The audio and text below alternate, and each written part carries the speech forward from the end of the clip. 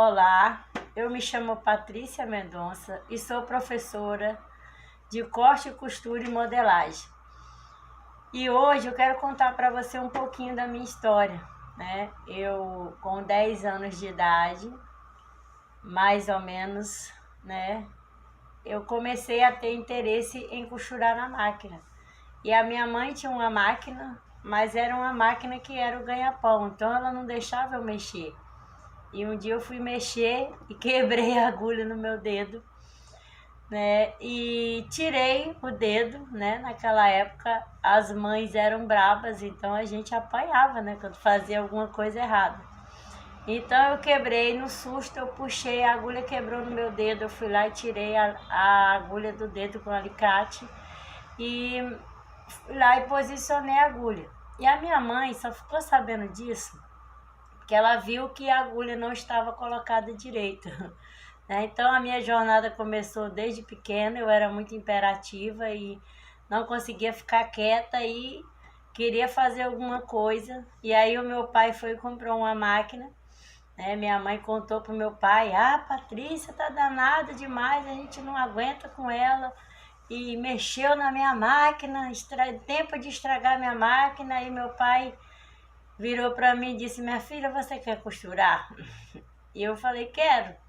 E aí ele foi lá e comprou uma máquina de pedal, né, que não gastava luz, né, que a escassez era muita naquela época.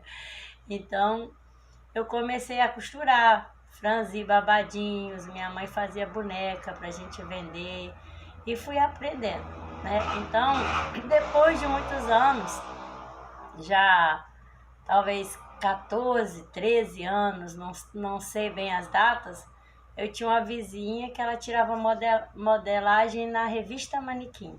E aí eu ficava lá olhando, aprendendo e comecei a costurar através de modelagem da revista Manequim. Tirava aquelas modelagens, às vezes tirava um tamanho enorme, não tinha noção de fita, não tinha noção de nada, né? Mas a gente fazia aquela roupa e pegava uma numeração tipo 38, fazia o 42 e aí ia diminuindo e ajustando e dava muito trabalho. Então, por algumas épocas da minha vida, eu parei de costurar porque eu achava muito difícil. E comecei a trabalhar de faxineira, de qualquer outra coisa que para mim seria mais fácil, né? Só que a idade chega, né? Eu não estava mais aguentando trabalhar com faxina, com essas coisas pesadas. E de vez em quando voltava de novo para a área da costura, né? Tive filhos, aí tinha que ficar em casa, aí comecei a voltar a costurar. E tudo que eu costurava eu recebia muitos elogios, só que eu não tinha um preparo, né? Naquela época era muito difícil você ter um curso de corte e costura, era muito difícil, só tinha no Rio, eu moro em Araruama, você tinha que ir, o curso era caro, ficar lá, então eu não tinha essas possibilidades. Aí depois eu comecei a aprender modelagem, né?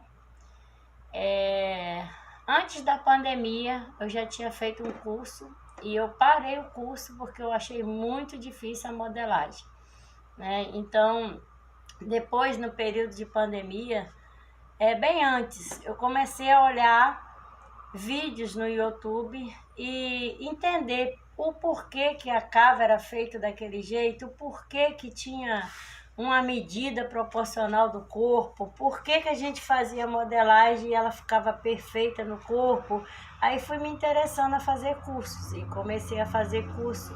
Fiz o curso da Marlene Mukai, que é um excelente curso, e assim fui fazendo vários cursinhos básicos para aprender e melhorar, né? E assim foram aparecendo pessoas e falando: "Patrícia, me ensina a costurar, você costura tão bem". Só que eu não gostava, eu não me sentia capaz, porque não tinha uma formação a nível superior, então eu não me sentia capaz de dar aula, né? E aos poucos pessoas vieram insistindo e eu comecei a dar aula, né? Bem devagar, bem do meu jeito amador. E quando eu consegui a começar de novo a dar aula, eu fui buscar uma ajuda. Falei: "Não, as minhas alunas não estão entendendo o que eu estou falando. Vou tentar fazer um cursinho mais básico, mais prático.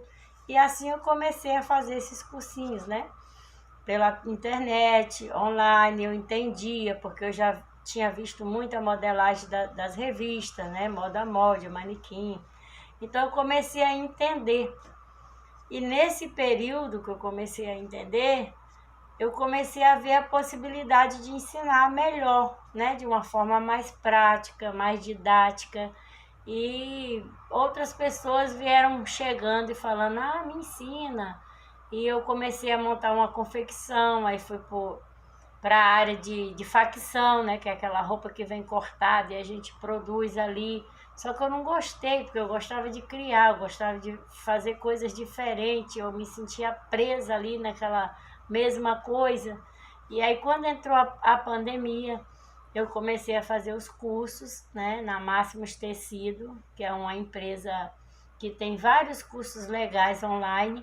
Eu não tive muita dificuldade, porque eu já tinha uma base, já tinha um conhecimento de prática, né? Mas foi muito bom fazer os cursinhos, porque aí eu fui aprendendo um pouquinho dali, um pouquinho daqui, e criei o meu método de ensinar a costurar. Então, eu deixei um pouco da parte teórica, né? A parte de história, que a gente estudava muito, e aquilo ali a gente acabava esquecendo, e alcancei as alunas através da prática, né? De pegar uma modelagem de um jeitinho mais fácil, com as medidas mais fáceis, sem muita conta, né? Que quem não é de exata apanha muito quando você começa a fazer muita conta. As dificuldades que eu tinha, eu tentei facilitar para as minhas alunas. E assim eu fui conquistando. Hoje eu tenho bastante aluna, tenho meu próprio ateliê, né? E é uma referência, porque a ideia que se tem de costureira é aquela costureira que nunca tem dinheiro, que fica no fundo de casa, ou no quartinho de casa, ou na sala, que não tem condição de ter o seu próprio local arrumadinho, bonitinho, né? Então, de 1 ano e meio para cá, quase 2 anos, eu consegui montar o meu ateliê, né, em parceria com a minha mãe, com as minhas filhas, e através desse ateliê eu tive uma nova visão, porque quando as pessoas veem o resultado do seu trabalho, né, eu era uma excelente profissional, mas eu não tinha um lugar direitinho para receber os clientes. Então, quando eu aluguei a loja, todo mundo falou, ah, você é louca, você não vai ganhar muito dinheiro com isso. Só que foi aparecendo concerto, foi aparecendo alunas, né? E graças a Deus hoje eu estou vendo o resultado e as pessoas chegam e vê o meu diferencial, né? Eu anoto tudo certinho, faço tudo bonitinho. Então hoje está acontecendo um resgate da costureira, um resgate da roupa sob medida, né? O pessoal está cansado de comprar roupa que não cai bem no corpo, né? Que não fica direitinho no seu corpo, é aquela roupa padrão de mercado, é a medida que não é a sua medida, né? Então, nunca vai cair na anatomia do teu corpo uma coisa que não é feita com a sua medida própria. Então, eu tenho várias clientes que gostam da minha roupa, não tenho dado conta do meu trabalho, né? Já estou com 2 funcionários, já estou trabalhando com algumas alunas fazendo estágio aqui comigo e tenho visto um bom resultado. Então, através disso, eu quero deixar para você que tem como sim você ser uma costureira de sucesso, tem como sim você não precisar trabalhar tanto como eu já trabalhei em empresas que te exploram, né? A gente tem aquela falsa impressão assim, não, eu vou fazer 50 blusas a R$ 2 e vou ganhar R$ 100. E o que vai acontecer com isso? Você vai ficar doente, porque você fica mais de 7 horas, 8 horas sentada numa máquina fazendo a mesma coisa. Eu fiquei doente, passei mal, fiquei com a minha circulação ruim, né? Então, hoje não, hoje eu trabalho mais tranquila, tenho as minhas clientes, atendo, converso, né? Tenho o prazer de fazer o atendimento, tenho o prazer de ensinar minhas alunas, tenho alunas que já fazem bastante roupa, já estão entrando na área de alfaiataria, né? Já fizeram o básico, já estão no intermediário, já faz uma brusinha com gola, já faz brusinha com abotoamento, já fizeram a calça, né? Que tem muita costureira que não consegue fazer uma calça. Faz quando o corpo é normal.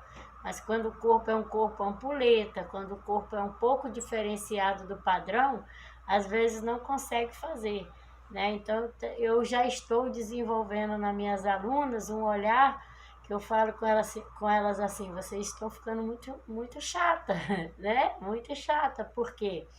Porque elas agora percebem que a roupa, o caimento da roupa é diferenciado quando faz o sob medida. Então, hoje eu quero deixar algumas dicas para você que está sofrendo com a sua máquina, embolando, né? Ah, eu vou colocar, não vai, a linha embola, a linha... Então, é tudo sobre o funcionamento da máquina que não foi passado para gente, ok? Vamos lá aprender um pouquinho da máquina? Eu falo muito, né? Então tem que me policiar. Vou te mostrar aqui algumas coisinhas, tá? Ó, esse é o volante da máquina, né? Que é onde a gente mexe. Ó, sempre para frente. Você nunca pode rodar esse volante para trás. Sempre para o seu lado, sempre puxando para frente. Por quê? Quando você roda ele para trás, a linha da bobina, ela vai embaraçar de uma forma que quando você iniciar a costura, ela já vai iniciar com uma linha solta. E essa linha solta vai trançando na outra linha e a máquina já não vai certinha, né? A gente tem que fazer o retrocesso. Então, todas as vezes que você for costurar, você vai ter muita atenção com o esticador da linha. Que no caso, posicionar melhor aqui.